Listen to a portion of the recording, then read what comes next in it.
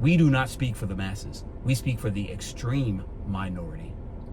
And I'm getting to the point where I want to take a month off and just travel, be interviewed. I can hit every state just about in a month. Let's step into the office. I'm a gig worker, and this is my office. And in this video, I want to talk about why many gig workers have a difference of opinion. We can't seem to agree upon much. Welcome back to Mr.BetonYou. Gig workers across this country struggle. Some do great, most don't. I made a video talking about employee options and how they would be beneficial for the majority of the gig economy, food delivery, shopping in that realm, because we know the gig space is huge. And some of y'all didn't like it. But I'm not surprised by it. The truth sometimes hurts. But also, what's more important to me is, and what's fascinating is, the reason we can't seem to agree on much, whether it's legislation, whether it's high acceptance rate, whether it's we should never take a $2 order, whether it's I'm part-time versus full-time, we are at odds with one another. Some, not all. Because the very reason and what makes this work great, why I continue to stay, why I want to continue to be a 1099 independent contractor. I still want that for me, but that doesn't mean that's what's best for the majority. The reason why this is great is because many of us come to it for varying reasons at varying times of our lives. You could be 21 and in college, putting yourself through school, and this work is fantastic for you. Full-time during the summer, part-time during the school year, full-time hours during the school year if you need it. You could be a 70 or 80-year-old retired person collecting your Social Security and doing this to make the ends meet. You could be a father of 2, a mother of 5, and you're doing this part-time, full-time. You could have just landed in this country last week and now you have a Spark app in your hand and you're doing it a lot. You could be somebody that just got fired, furloughed, laid off from your W-2, because that's happening a lot. That's why I came to doing this, not how I started, but why I did it full-time. Why I started thinking this might be a good opportunity. Let me test my market out, because I was furloughed from my casino job during the pandemic. You could be somebody that's in between jobs. You just cannot find a job. You could be somebody that just quit your job. You just left your line cook job. You just left that pizza place, your fast food job. You just got laid off at your factory job. You're a temp worker and you just can't seem to get work. So you come to the gig economy. You could be somebody, because there are many, that's working off somebody else's account because for whatever reason you can't get your own. But this is an opportunity to make money, to eat, to keep the phone bill on, the lights on, to pay your rent, your mortgage. There are so many different people that come to this work. That's why a lot of you want to be independent. You want to stay that way because it works for you. I completely understand that. That's why I want to do it. But two things can exist at the same time.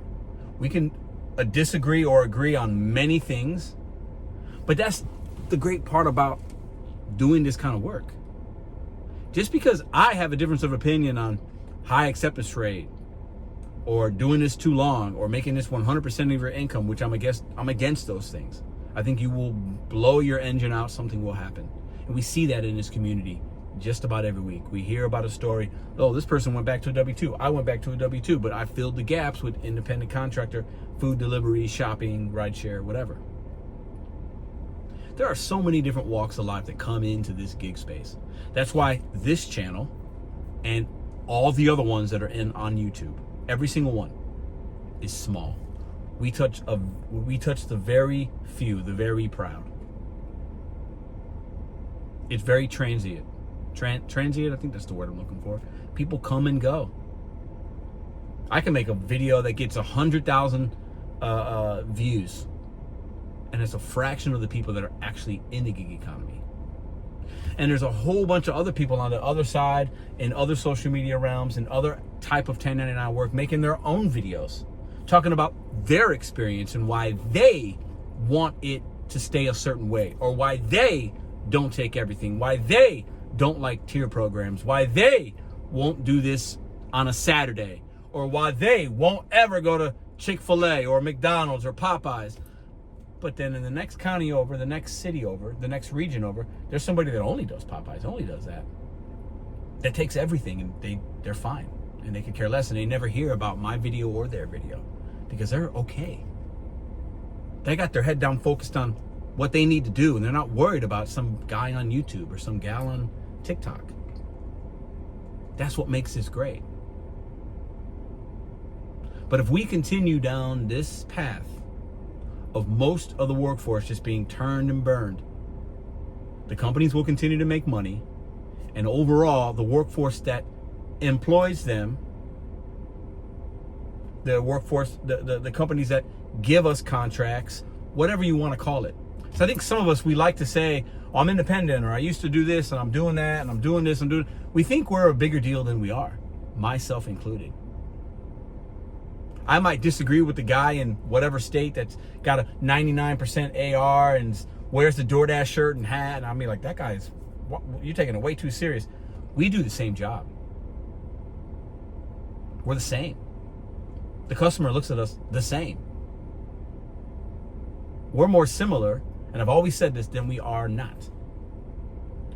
We do this work to make money, period.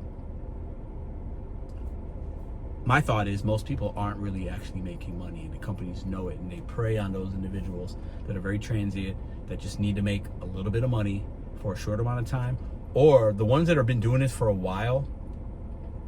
Hey, they can pay their bills and do okay, but most individuals, especially in the rideshare game from what I understand, and food delivery, I guess, most individuals, they are one major car accident, major car repair,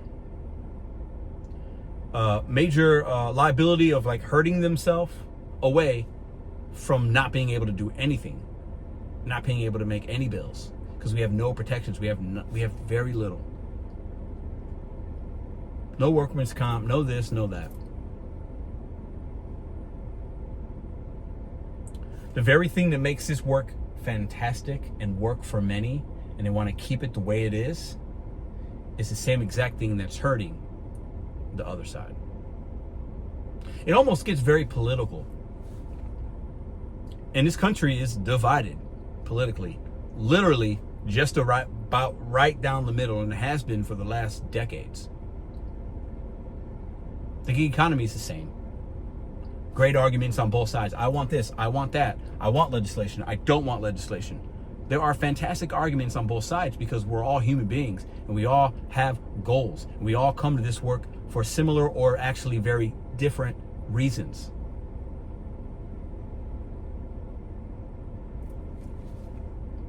But let's not kid ourselves. Most people that do this work are struggling. So something has to change. And if putting a name badge on and calling yourself an employee, and you're able to provide and have more benefits and you're able to do the same job, but you're just getting more from the company that you're delivering for, is better, why wouldn't you want to do it?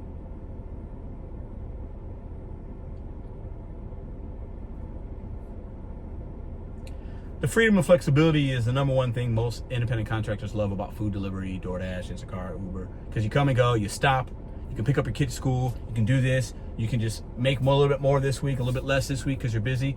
That is the number one perk of doing this job. That's a perk. And every job has them. There are plenty of W-2s where you can call in, call out, PTO, sick days, early outs. Walmart employees have that. I can use some of my early outs. I can leave an hour early today. And the point systems, many jobs have that. This one, we just don't have to ask, which is great. You just off, Dash now, off, Uber on, Spark now, Spark off, extend Dash, do this. It's fantastic. I get it. But we're never, as a community, going to be able to agree on what we think is best because we all come to this for different reasons, for different lengths of time, different goals. We have different cost of living. A 21-year-old, most of the time, their life is extremely, vastly different than some 60-year-old guy somewhere. A 30-year-old mom of 3 that's single, living in Chicago, let's say, is going to have an extremely different experience with the app and how she feels about it than a single dude living in Florida that has nobody to take care of but himself. Those two individuals are doing the same job, but the way they view it is very different most of the time. So I make these videos to have an understanding, share your opinions, share your thoughts. But at the end of the day, none of us are right and none of us are wrong. All of us are right and all of us are wrong. Some of y'all will get that, some of you guys won't. I'm cool with it.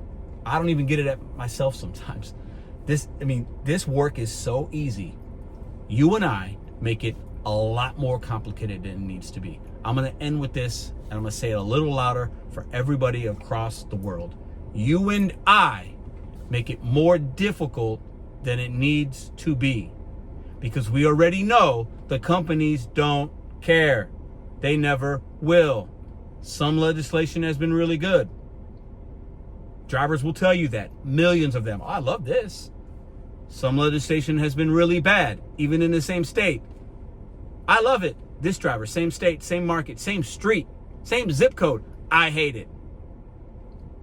It's all you need to know. This person isn't right or wrong for having their experiences and knowing what their bank account looks like and what their app is. This person isn't wrong for thinking they sucks because maybe they made less money.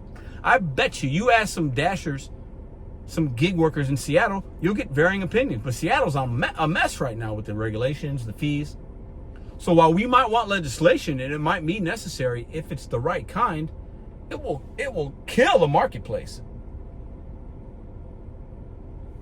The best I can say, and I've been saying it for the last couple of years, you and I can do for ourselves more than any politician, president, business, governor, CEO, fellow worker can do for us. We need to take care of us.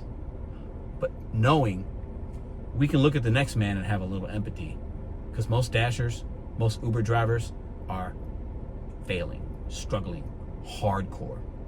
And just because there's a few sprinkles, like I said in the video, of us on top on YouTube talking or speaking on or whatever, just because we're doing okay, we do not speak for the masses. We speak for the extreme minority. And I'm getting to the point where I want to take a month off and just travel. And if you're watching to the end of this video, let me know if I can take a month off. God and my work ethic and my support system has given me, I can take a month off and make no money and travel and maybe interview. I can hit every state just about in a month. And I'm really close to doing that, to get the pulse. Because I think I know, I probably don't know nothing. And just because we talk to literally a handful of people, we can't think that we know what's really going on. We do not. We do not. We are a small group. And I think I'm about to hit the streets and go to parking lots and merchants and do some investigative like journalism, like grassroots, boots on the ground. Because we're split and we're never going to agree on anything. But we can have conversations respectfully and ask, why do you like this? This is why I don't like that. Tell me a little bit more about your experience. What do you know about the app? How long have you been doing it? Did you know you could do this? Did you know? No. If I talk to a dasher where they've got only 20 merchants, 20 restaurants, there's a lot of marketplaces like that, and there's only 20, that's going to be different. I have hundreds in St. Louis. That dasher's experience and probably what he can earn is going to be vastly different than mine. DoorDash and these companies, they got a monopoly. They got a monopoly on us, the merchants, and it was spearheaded and catapulted by the pandemic. Because these apps already had it, and they had just a sprinkle. Now they got it all. And that freedom and flexibility that they talk about, be your own boss, that's their brilliant marketing. Brilliant. Absolutely brilliant. That's not the case for most people. That's not their experience. Just because somebody tells you something and sells you something doesn't mean it's good. Bet on you, set goals one day at a time. It's the best I can say.